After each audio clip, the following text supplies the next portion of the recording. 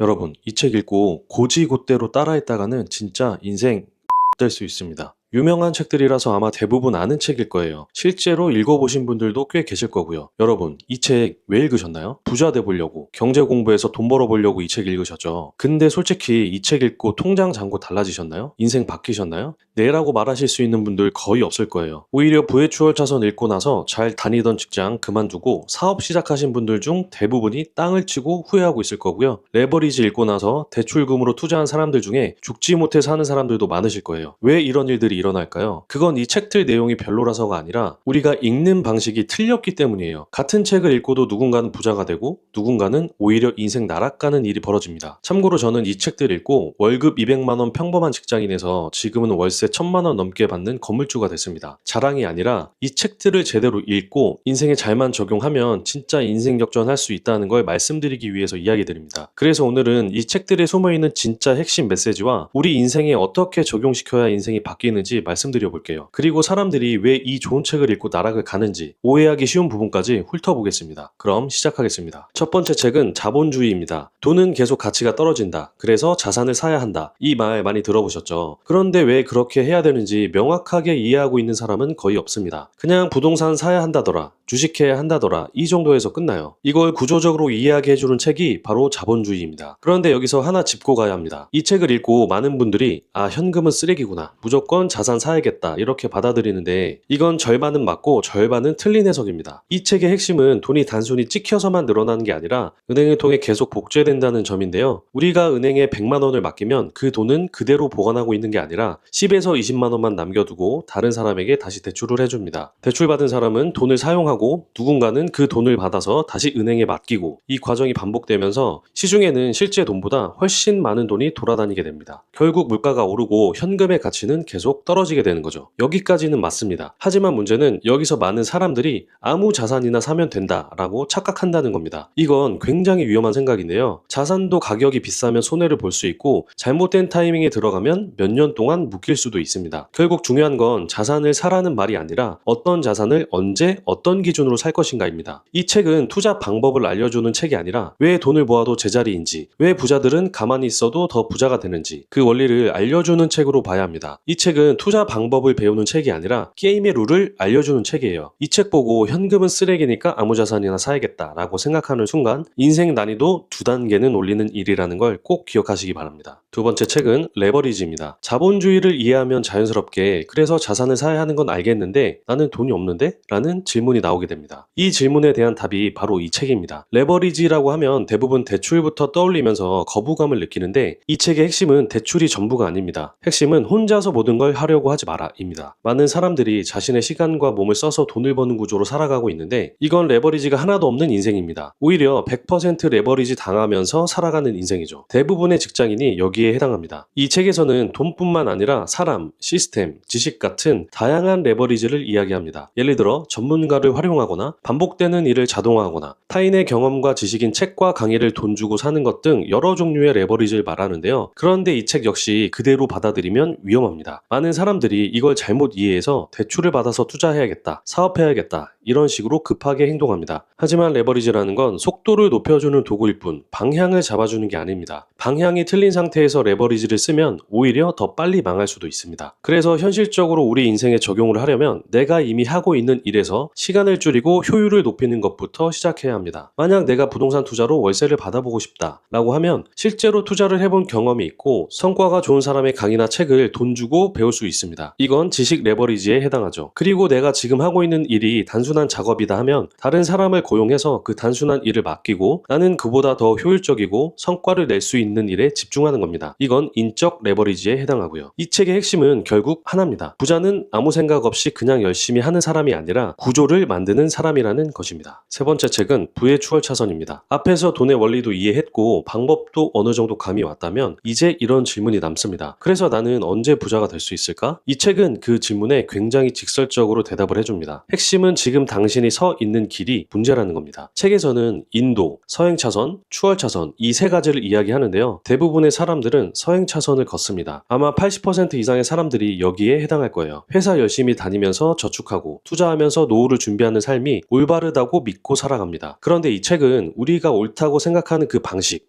거기에 의문을 던집니다. 하지만 여기서도 많은 사람들이 오해를 하는데요. 이 책을 읽고 회사를 그만둬야겠다, 사업을 시작해야겠다 라고 생각하는데 이건 굉장히 위험한 생각입니다. 현실적으로 대부분의 사람은 바로 추월차선으로 갈 수가 없습니다. 오히려 서행차선에서 기반을 만들면서 천천히 넘어가는 것이 훨씬 현실적인 전략입니다. 이 책의 진짜 메시지는 지금 당장 사업을 시작해라가 아니라 내가 지금 어느 차선을 걷고 있는지를 인식하고 추월차선으로 가기 위해 준비를 시작하라는 것입니다. 오늘 말씀드린 세 권은 모두 유명한 책입니다. 하지만 중요한 건 책 자체가 아니라 해석입니다. 자본주의는 왜 저축만으로 부자가 될 수 없는지를 이해하게 해주고, 레버리지는 혼자서 모든 걸 하려고 하면 안 되는 이유를 말해주고, 부의 추월 차선은 우리가 어느 길로 가야 하는지 방향을 잡아줍니다. 이 책들을 그냥 읽으면 좋은 말이네 에서 끝나지만 제대로 해석하고 인생에 적용하면 행동이 바뀌고 선택이 바뀌고 결국 인생이 달라집니다. 제가 그랬던 것처럼요. 단순히 책을 읽는다고 인생이 바뀌는 게 아니라 책을 읽고 지금과 다르게 행동할 때만 인생이 바뀝니다. 혹시 여러분이 읽고 실제로 인생에 영향을 받았던 책이 있다면 댓글로 남겨주세요. 여러분의 경험이 누군가의 방향을 바꿀 수도 있습니다. 영상이 도움되셨다면 구독과 좋아요 부탁드리겠습니다. 감사합니다.